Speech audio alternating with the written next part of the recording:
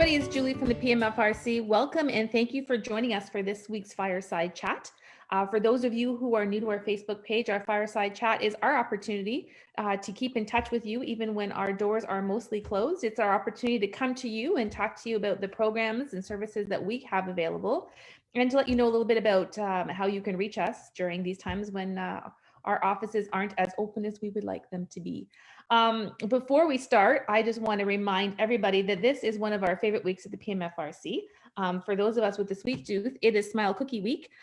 So if you are a fan of cookies, and let's face it, who is not a fan of cookies?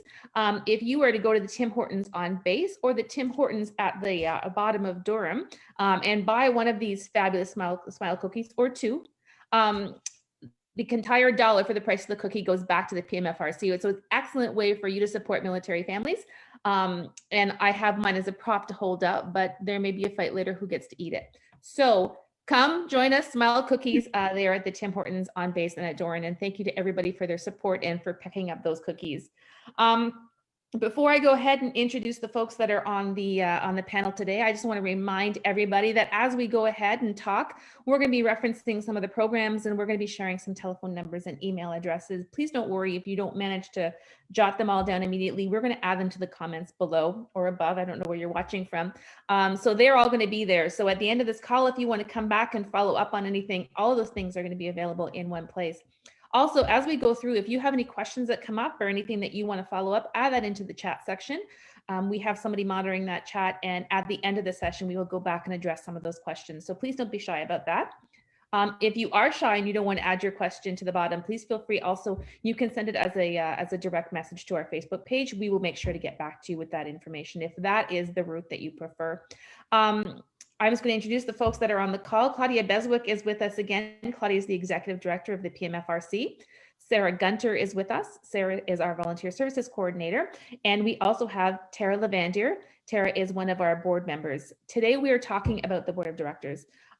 It's an incredibly important part of the PMFRC.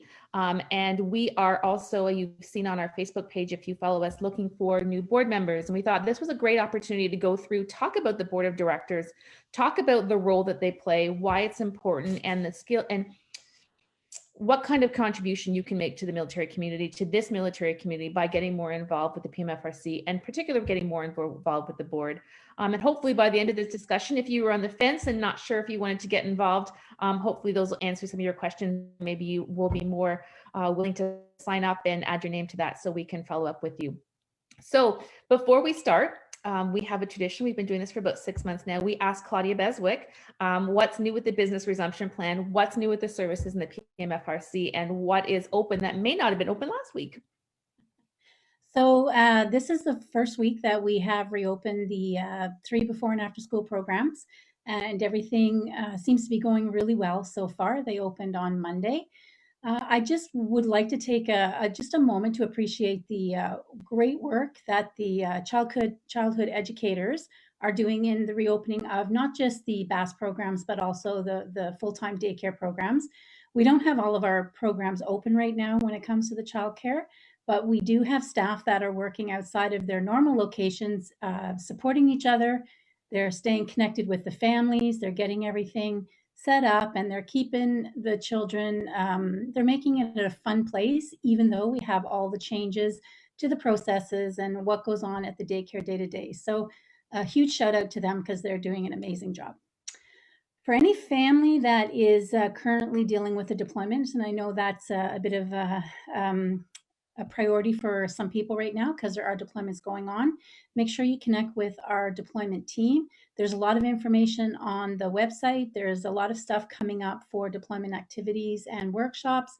And if you haven't checked out the Facebook Live session from last week, they talked about the Children's Deployment Support Program, and it's in its new virtual format right now. So reach out to the team if you haven't done so already. There is a newsletter that Annie and Francesca provide. So it's important you stay connected and see what's out there and how we can best support you as you deal with the deployment on top of everything else.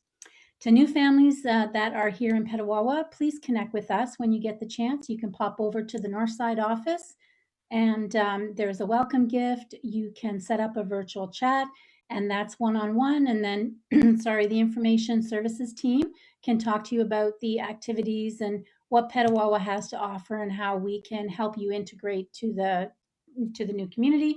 And also there is the welcome guide on the website as well. And finally, just we really look forward to continuing to get feedback from you. Tell us what's working for you. Is there something that you're missing that you would like us to provide where we can? We're really committed to continuing supporting the military community. And I know it looks very different right now, and we really appreciate the support that everyone has provided us as we make our changes and adjustments to our programming. So keep it up. We're happy to hear from you, and we really do want to know what the families would like to see from us. So we are sharing that link below to the feedback page, and at the end of the session, we will also go through and make sure that we include the links so you can see our welcome package online. We do have it as a booklet that you may have received by mail if you've been posted in, but we also do have it as a flip book, so you'll be able to access that on your phone. We'll share that as well as a link to our deployment resources and the programs that are coming up for September and in October. We've got a lot of really exciting things planned. If you're looking for last week's Fireside Chat, just scroll back and you'll see that, or it's also on our YouTube site, youtube.com/PMFRC, and all of those Fireside Chats are there and together. So let's talk about the board. Claudia, you deal a lot with the board of directors in your role as the executive director. Can you just talk about the role of the board and what kinds of decisions they make? What is their role in working with the PMFRC? Sure. So the PMFRC is a family governed. We're a federally funded, not-for-profit partner organization with a charitable status. What does that really mean? It's a lot, but we're incorporated under the Ontario Corporations Act, and we operate in accordance to those provisions, meaning we're a charitable organization with a volunteer, governed by a volunteer board of directors. So essentially, those volunteers are elected, and it's their vision and ideas that kind of guide the way the day-to-day operations of the MFRC through myself as the executive director. Our bylaws mandate that 51% of our voting board members must be a family member related to a Canadian Armed Forces member. But the board is also made up of military members, veterans, veteran family members, community members. We have two ex officios, one from the garrison, one from the brigade. So it's a very dynamic and diverse group of volunteers who their primary role is to set the overall policy and establish long-term strategic goals for the organization. The board has one employee that they manage, which is me. And then I, as the executive director, is responsible for all the remaining staff, and they're hired to provide the day-to-day operations that and to meet the mission and the vision and the strategic goals that the board has determined at that point. Tara, is there anything you'd like to add, something that I've missed? Nope, that's great, Claudia. Thanks. Okay. So Tara, we're going to move to you. You've been on the board for, I believe, a year now, right? So as a board member, you're the best person to ask if someone's thinking about getting involved in the board. What kind of commitment are they looking at? Sort of what is the commitment? What is the role of that? And what can they expect that that's going to look like when they got involved with the board of directors? Sure. So as a board, we sit monthly. We have monthly meetings about 10 times a year. We try to take the summer off. COVID has influenced that a bit. We did meet a bit more this summer to support Claudia in all the changes. We also have special meetings, like when we're doing strategic planning. And so all those meetings involve background reading, preparation, so that you can come to a board meeting prepared for the discussions that happen and that you're aware of things like our financials and how our programs are operating so that we can provide the best guidance. So we have those standard monthly meetings. We also have board training and professional development opportunities. And the board are invited to the opportunities that Claudia's staff are also participating in. For instance, last fall, I was able to participate in a gender-based awareness training, as well as an information session by the Military Police Complaints Commission. So I benefited from that information as a board member as well. And there's also opportunities to get involved in other committees. I sit on the governance committee, which is a more policy-based committee, But we also have the finance committee, the nominations committee, which is working on our recruitment efforts right now.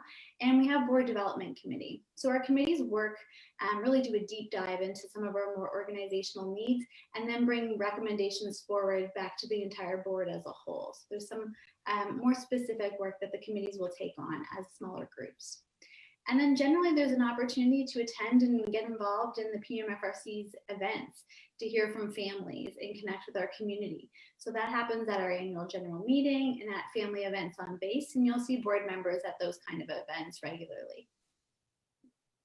So I don't usually ask questions that aren't on our pre-approved list, and but I'm going to, Tara. So you talk about the fact that board members go to these events and stuff. If families want to talk to the board, if they want to go and talk to the board members about their ideas and their feedback, you guys are always welcome to talking to families and getting sort of the pulse of the community, correct?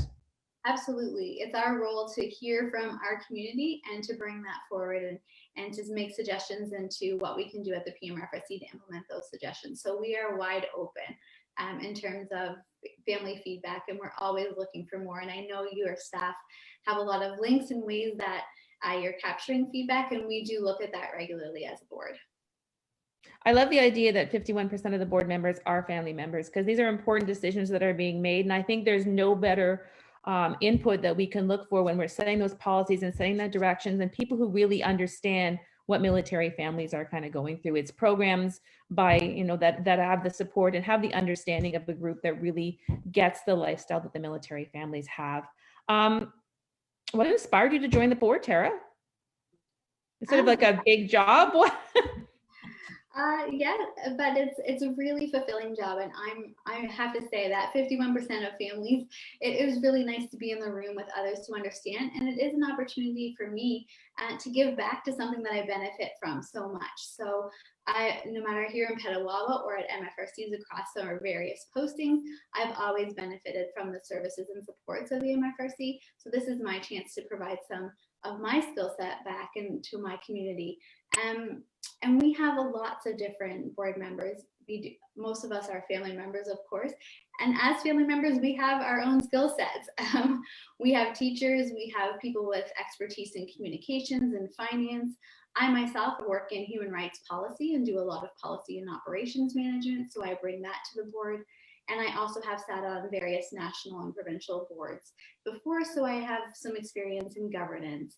But really it was wanting to give back to something that I benefit from so much, and also to make some community connections. I joined the board as soon as I got posted into Petawawa, and it's been a great opportunity to meet others working alongside them as board members. So it really expanded my social network almost immediately with those monthly meetings, which we used to be able to do in person. So we got to have the coffee chat and the cheese and crackers. Now we're more virtual in our meetings, of course, but it was a social aspect as well. I think that's an important point to make. So for somebody who's watching this, who may be new to the community and thinks, well, I can't really apply now because I'm new here and I don't really get it. Do I have to be in Petawawa for a while before I apply? So Tara, as Tara is saying, absolutely not. You've got that expertise and you want to get involved. Absolutely.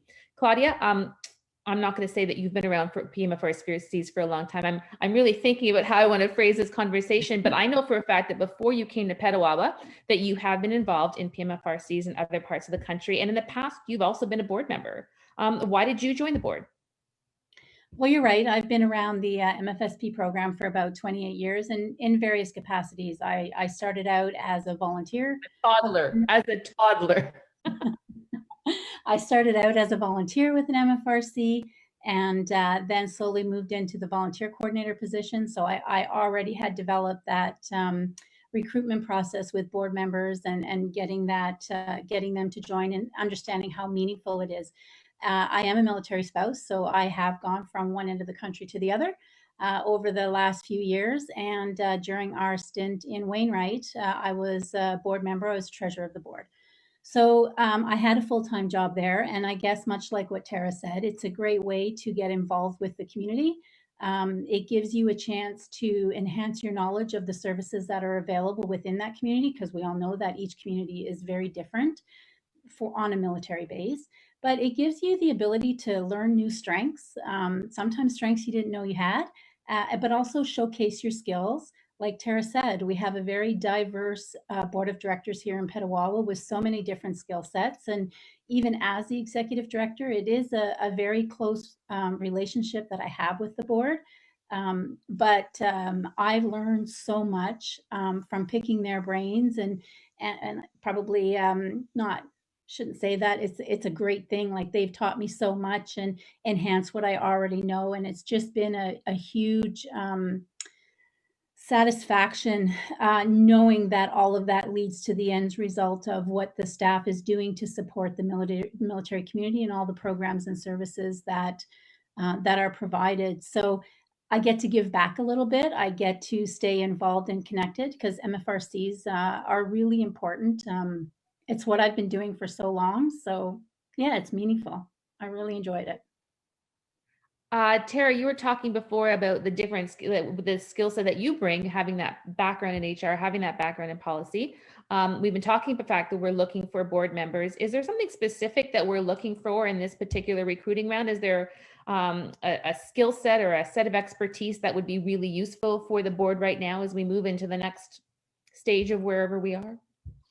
Absolutely. So generally in board members, we are looking at the very basis of having that passion for our community and that desire to give back and desire to share.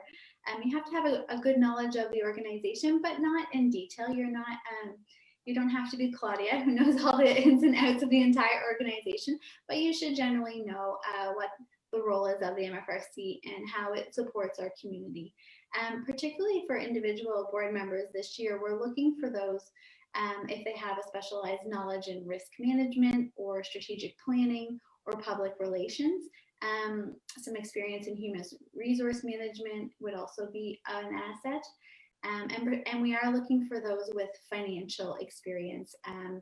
So we are currently recruiting on our finance committee. And so if you do have a particular expertise in financial management, that would be helpful. Previous board experience is always an asset, but you don't have to have sat on a board before. It helps, but that's okay if you're a new board member as well. And bilingualism in French and English is always an asset in the community, so we can work in both official languages. But again, not required. We really are looking for a wide scope of expertise. And really, it's if you're going to commit to the board, bring your passion, and want to make a difference in our community, and would welcome your applications.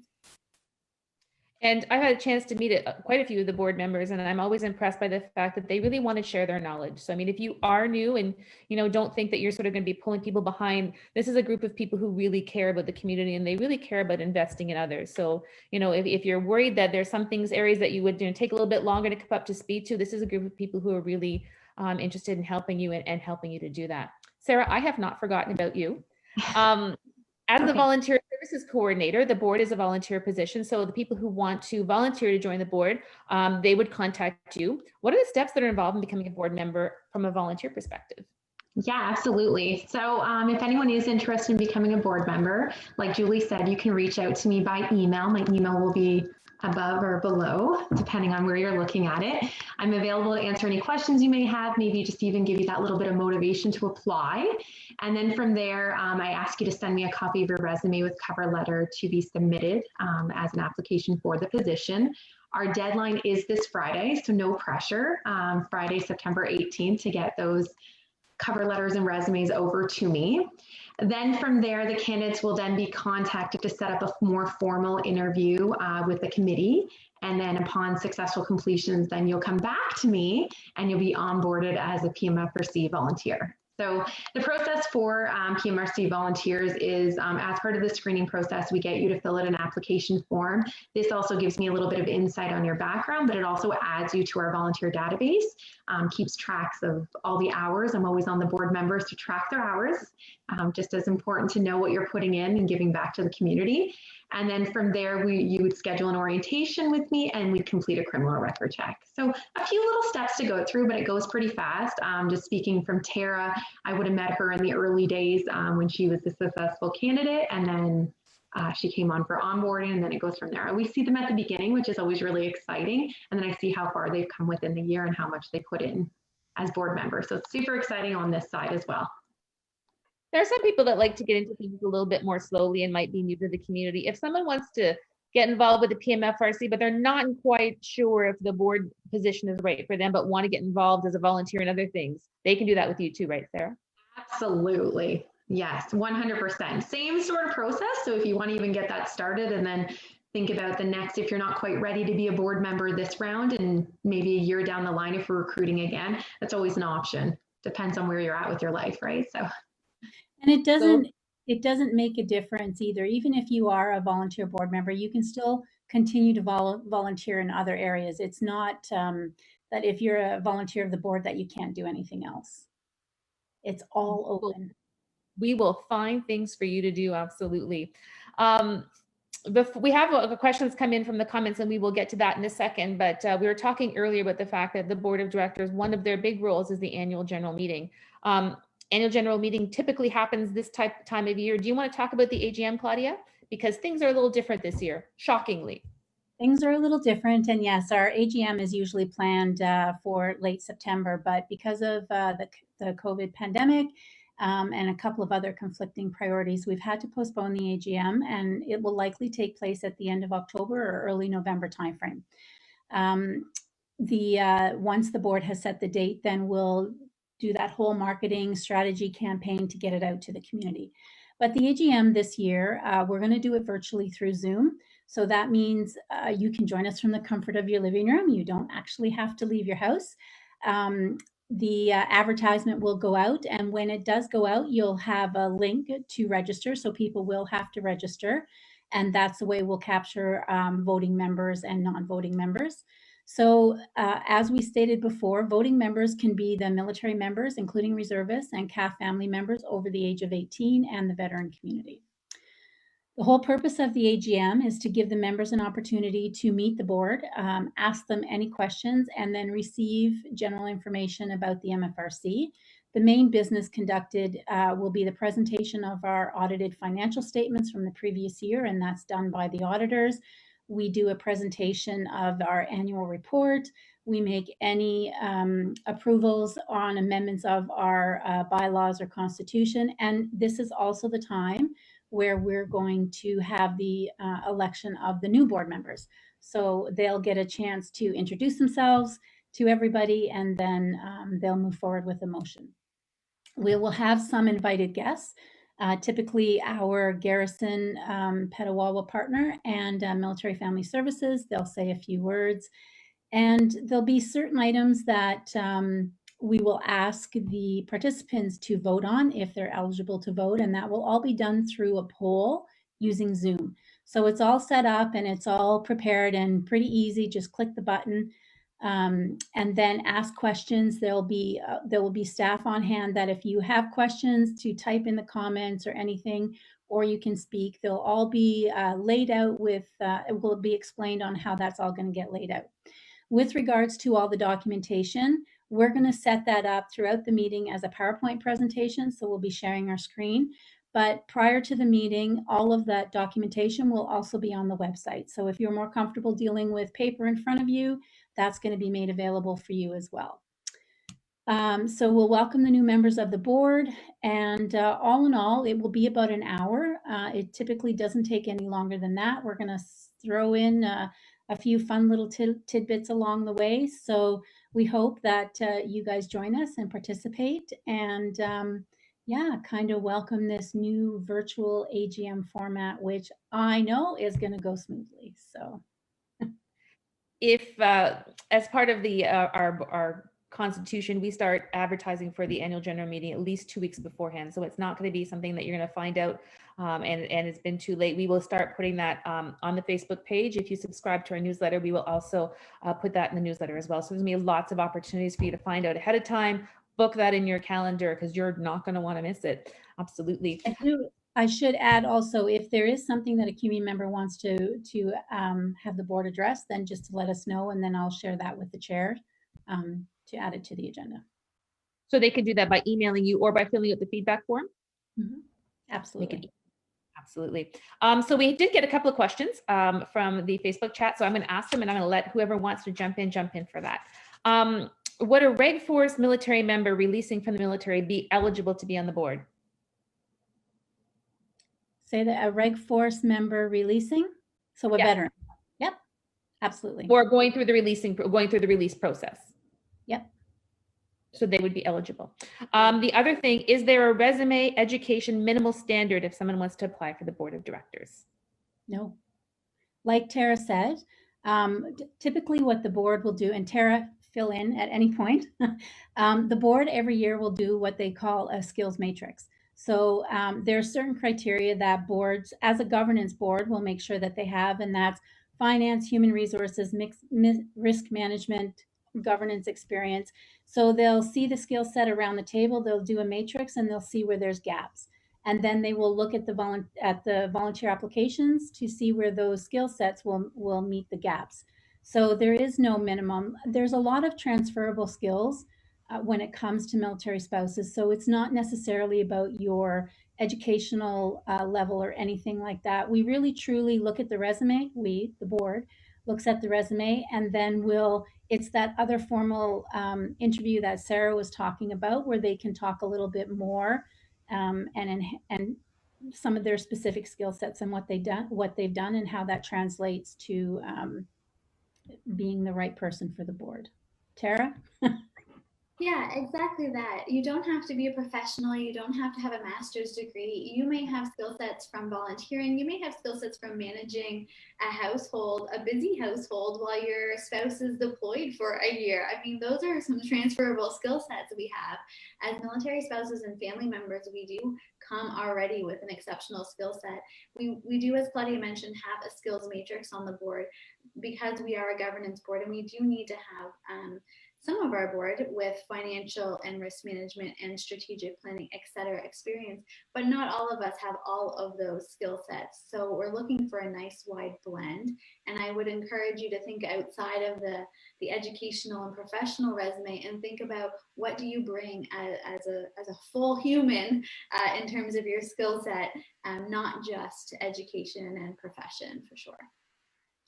The board is the voice of the community. So that is the broad spectrum of skill sets that the board looks at, right? What is it that the community would like? And it's as important for any military family member, veteran or family member, that can provide a skill set.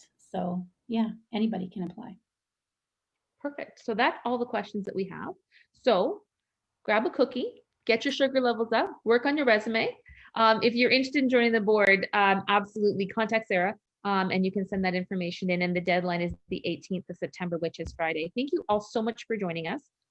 If you are watching this after, as a recording after, and you have a question that comes up that we haven't addressed, we will be watching those comments for as they go forward. We'll get notified. And again, you can send an email to Sarah, or you can send a direct message, and we will make sure to get the information you need to you. Thank you for joining us. We appreciate the people taking their time to learn more about the MFRC. We appreciate anybody who's considering joining our board or getting more involved to support military families. That is obviously our passion and something that we care very deeply about. Thank you always for joining us. We are going to be back in 2 weeks with another fireside chat. So in the meantime, have a wonderful day and have a cookie.